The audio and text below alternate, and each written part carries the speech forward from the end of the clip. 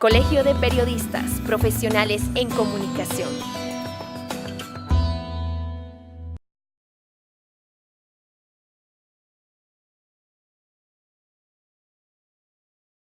El título de la actividad de hoy es tan sugerente como abierto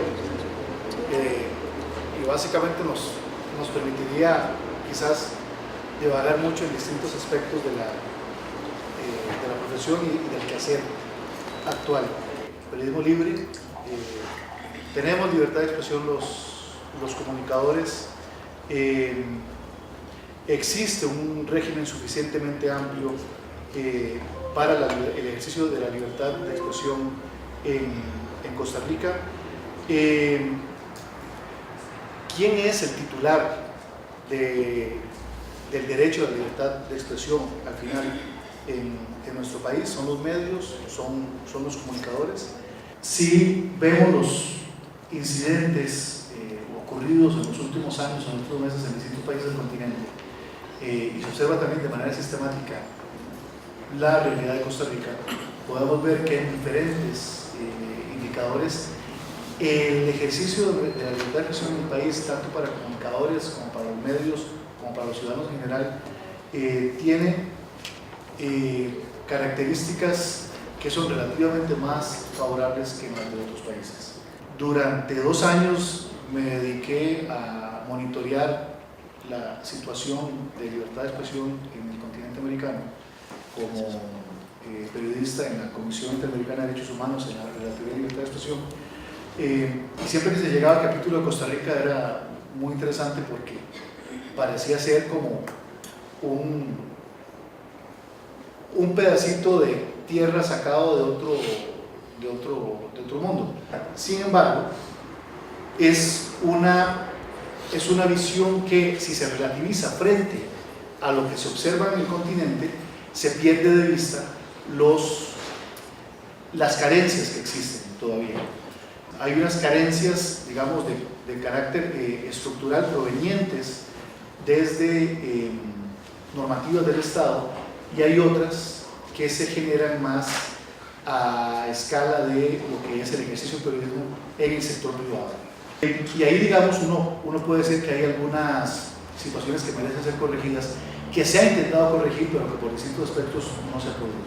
Por ejemplo, y yo sé que es un tema polémico, pero la necesidad de que en Costa Rica haya una despenalización de los delitos contra el honor.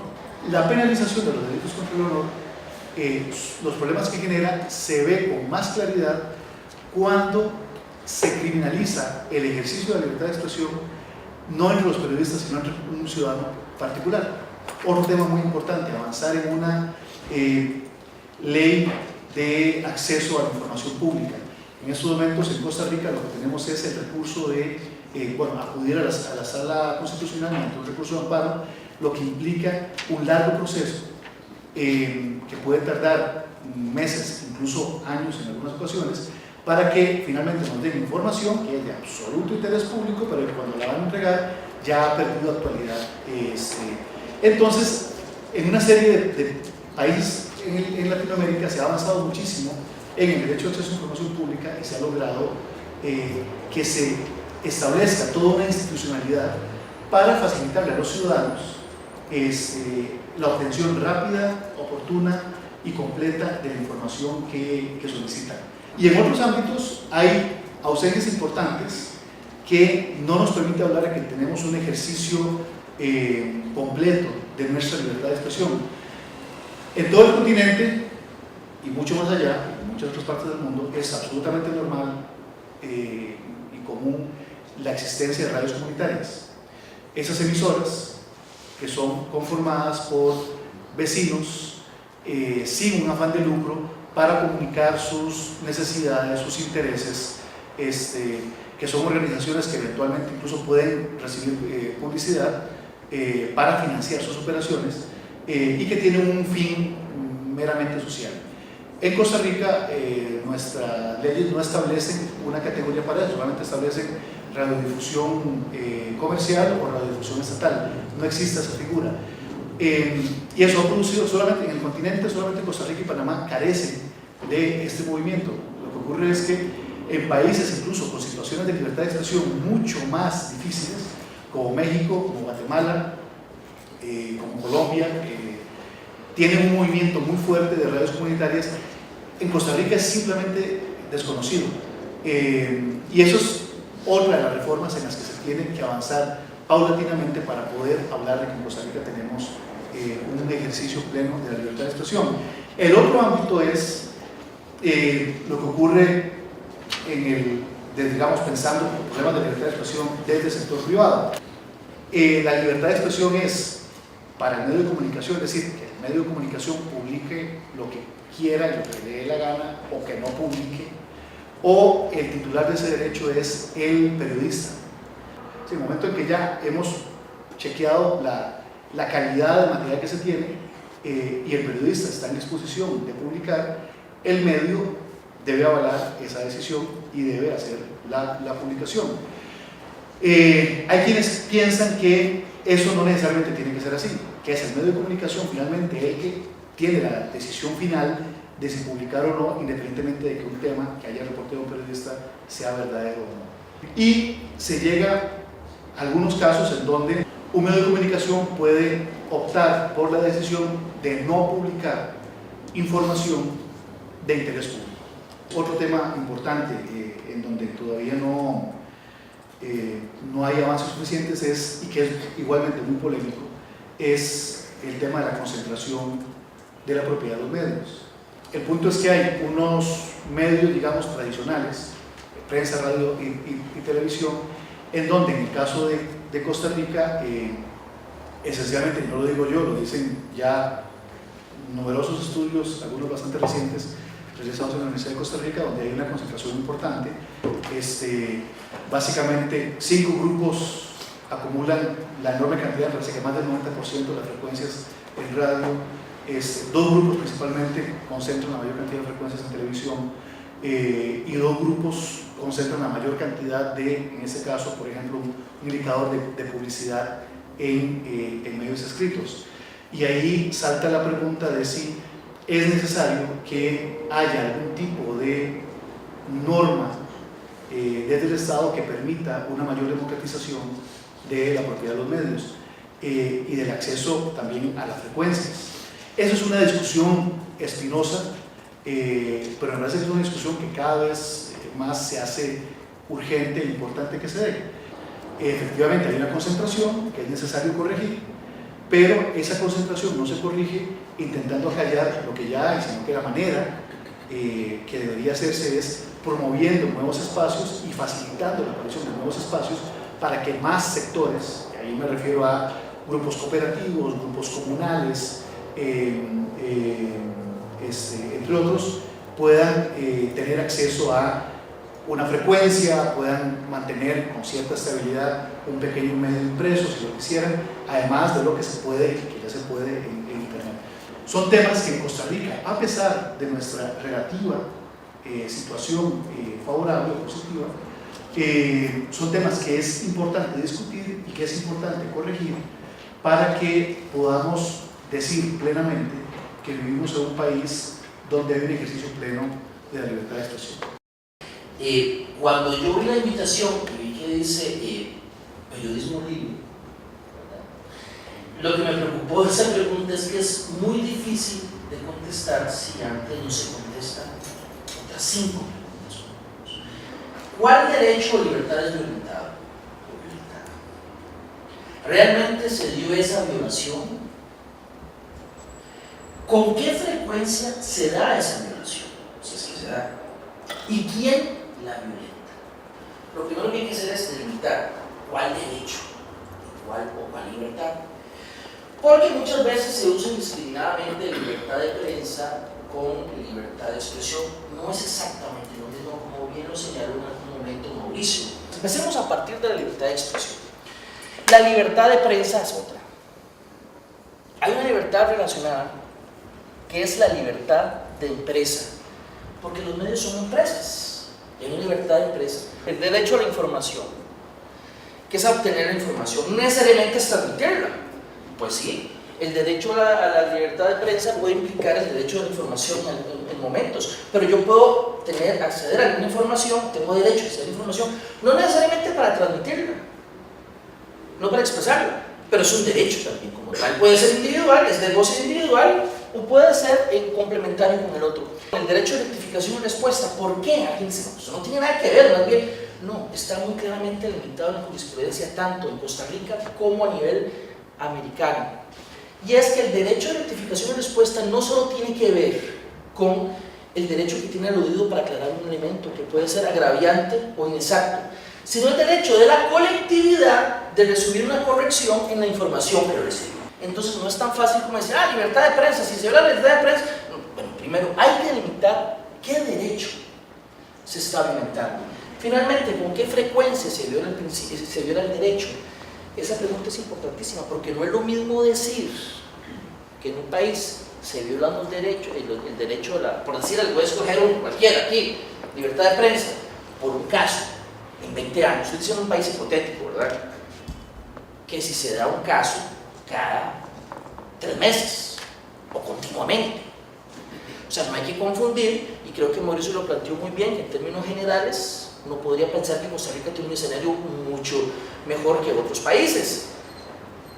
Y básicamente hay que medir la frecuencia. Si hay casos de controversia generalizada, en donde uno puede decir, caramba, es que esto está ocurriendo todos los días en X país, es cierto, es válido. Pero si es una vez cada 30 años, un caso ahí aislado a partir de un caso particular que puede inclusive generar controversia, yo no creo que sea válido decir que no hay periodismo libre o que se está violentando, perdón, la libertad de prensa. Y ya para ir terminando, porque sé que me queda como un minuto, es ¿quién la violenta? ¿Quién violenta esa libertad? ¿Por qué es importante ese punto? Por lo que hablamos inicialmente, no es solo para defenderse del Estado, sino para verse de sujetos privados. La libertad de expresión, por ejemplo, bajo la tesis que plantea Mauricio me corrige, podría ser violentada por el mismo medio, por ejemplo. Absolutamente. Entonces, ¿quién violenta? Un medio. Por eso no hay libertad en Costa Rica. Estoy viendo un caso hipotético, ¿verdad? Dije Costa Rica, ahí cualquiera. No creo que pueda hacerse esa aseveración. Estamos hablando de un caso particular de un sujeto privado que puede ir a las instancias judiciales respectivas y el Estado le puede garantizar su disfrute. Así que hay que contestar esas preguntas antes de entrar a un análisis serio para hablar de periodismo libre. Hoy más que nunca debemos saber absolutamente todo de los funcionarios públicos. Y digo hoy más que nunca porque ahora tenemos la posibilidad de, si no nos dan la información, poder recurrir a las instancias, aunque sea pelearlo a sala cuarta, porque nos den todo el expediente del fulano o de la sutana, y necesitamos saberlo absolutamente todo. Antes, los políticos, y les cuento de mi época, sentían una especie de regocijo llegar, y me pasó 3 veces, que me tuvieran en un papelito los datos de mi mamá, y con quién estoy casada y todo. ¿Por qué? Porque era amedrentamiento finalmente, porque solo ellos tenían acceso a ese tipo de información. Hoy por hoy saben muchísimo más de mí, pero yo también de ellos. Pero bueno, el tema es sobre libertad, y hay una cosa que yo quiero prolongar a partir de este tema de libertad de expresión. Es que ya no somos solo nosotros los que producimos contenido. Cada uno de ustedes, aunque no sea periodista, cada ciudadano está produciendo contenido. Entonces, como la pregunta, debemos proteger también a esos ciudadanos que producen y divulgan información sobre el poder. ¿Debemos cobijarlos dentro de una ley de libertad de expresión? Yo creo que sí. Los blogueros divulgan y todos vamos, bueno, pero ¿de quién es el riesgo? ¿De ese bloguero que consiguió o al que le filtraron la información? La ley me protege a mí por tener un fuero profesional de este colegio, pero no a ese bloguero o esa bloguera que está difundiendo información que es de valor público también. El periodismo de hoy no ha cambiado mucho, o dentro de 15 o 20 años, espero, no va a cambiar mucho de lo que es realmente el periodismo, en el sentido de que las reglas, ya no de producción de mensaje, pero sí las reglas de conducción de la labor en la búsqueda de producción de contenido, de divulgación de información de interés público, eso no cambia. Es la credibilidad. Los medios y los periodistas dependemos de nuestra credibilidad. Y nuestra credibilidad nos la da básicamente la exactitud, la confirmación de los hechos. Yo empecé en la revista Rumbo, salía una vez por semana. Y era muy fácil, la revista se llenaba, se vendía y había que volver a llenar. Ahora, si ustedes ven el sitio, pensémoslo, de Diario de la Nación o de Telenoticias o el sitio del semanario, son sitios que nunca se terminan de llenar, pero tampoco nunca se vacían. Es impresionante, sobre todo en Twitter, ver medios que repiten y repiten la misma noticia, tuitean la misma noticia, que claro, pues no llegó la gente a verla. Entonces, pero son noticias que son frescas. La frescura ya es una condición perecedera. Está pasando un fenómeno y yo creo que nos lo van a cobrar todos ustedes jovencitos. Y es que los medios, todos, lo que están haciendo al ir al digital es traspasar los mismos formatos, los mismos códigos, el mismo lenguaje que usamos en el impreso, en la televisión o en la radio, traspasarlos como un copy-paste a el digital. Y ya sabemos que el consumo o el interés de noticias no está yendo por ahí. Entonces, ¿cómo hacer ese switch que permitirá dando contenido de calidad, contenido serio y eficaz o digamos súper comprobado? Lo que tenemos que hacer seguirá siendo ser los grandes verificadores de contenido para los ciudadanos, para la audiencia. Hay un empacho de información. Eso lo sentimos todos nosotros porque es nuestro trabajo, pero el ciudadano también, porque el ciudadano, ustedes, consumidores, ciudadanos del mundo, abren su computadora, revisan su teléfono y le salen en el Facebook la cantidad de cosas que la gente compartió. ¿Y qué es cierto y qué no es cierto? Bueno, esa seguirá siendo la labor de la prensa. La gente exige de los medios, y Mauricio lleva razón cuando habla de la función pública de los medios, porque la gente le exige cada vez más transparencia a todos los medios. Yo he dicho antes que antes de legislar o de crear normas y normas y normas, yo diría que frente a eso me parecería como más adecuado incluir en la ley de la Defensoría de los Habitantes un defensor de la libertad de expresión, que nos cobija a todos, no solo a los periodistas, no solo a los medios, sino también a los ciudadanos que en el ejercicio de su derecho a informar también producen y divulgan información con valor de interés público. Estos son los datos del 2013 de cómo ustedes, nosotros, consumidores, el 75% llega y usa sus teléfonos o va a las redes y consume información. Nunca se había leído ni La Nación, ni el semanario, ni Extra tanto como desde que hay redes sociales. Nunca. Pero no se lee todo. Se lee un artículo de opinión si alguien en quien creemos, si es ahí donde el juego empieza a hacerse interesante. Porque ya no le creo al medio porque le creo, sino voy a leer ese artículo que recomienda el amigo al cual le creo.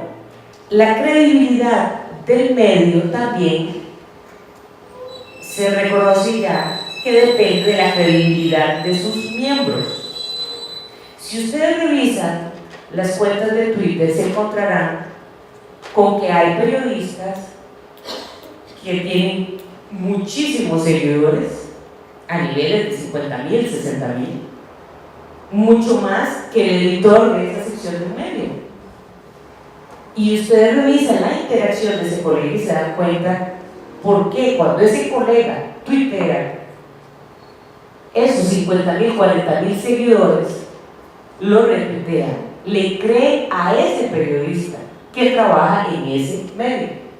Entonces, ya no es la bandera del medio diciendo tengo el monopolio de la credibilidad, sino depende también individualmente de cada uno de los que trabajan allí.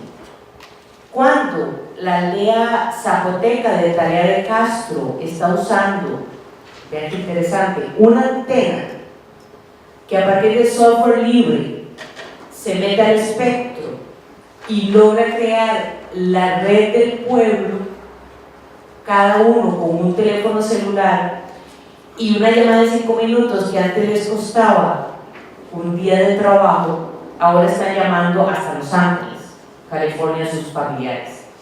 Ese tipo de experiencias que se pueden reproducir por toda América Latina, por toda África, etc., tiene una limitante que es quién es el dueño del espectro, a quién se le entregó la concesión. Entonces, más que los talos que tiene doña Olga Costa, más que los talos que tienen los dueños de Colombia y el señor de Repel y todo esto, fijémonos en, ahora que se está discutiendo la ley de radio y la digitalización, en cómo democratizar esto para los avatares terrestres. Es decir, busquemos el futuro hoy mismo, porque ahí es donde está el negocio de los grandes, pero también la posibilidad de cada uno de los pequeños, en este nuevo mundo que es todo lo digital. Colegio de Periodistas Profesionales en Comunicación.